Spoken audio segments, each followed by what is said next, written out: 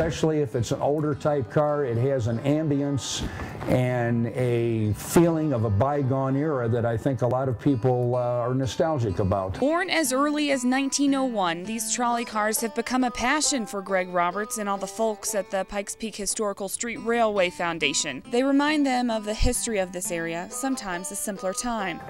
Back in those days, the average person couldn't afford a horse.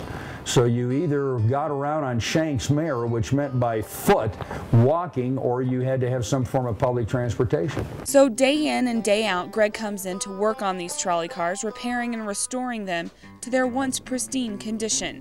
They went down to the Broadmoor area. They went up here to Roswell, which was a separate town. They went out eastward towards the Union Printers Home, where there was a turnaround there, and then of course they had a line up to Manitou Springs as well. Now they sit in an old building, waiting for the talented hands of these men to make them new again, a task that takes some serious manpower, not to mention some serious cash. The restoration on this car is going to cost $500,000. It cost $150,000 to restore this one. And that's where the State Historical Fund comes in handy. In 1991, the fund was created to preserve Colorado's architectural and archaeological treasures for public benefit.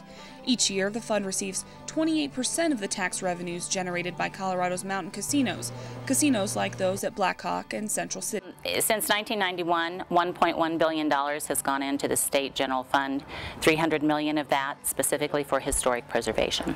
Something that could have some very long-term benefits for Greg and his trolley cars. They're helping property values. The older cars bring in tourism, and they are causing an urban revitalization. Greg believes strongly that in the next 3 to 5 years, the Springs will see a running trolley system once again. All we need is track and an overhead wire, and we're ready for business. Until they get that, though, they'll do what they do best, tell some pretty amazing train jokes. Why did the train cross the road? Yeah.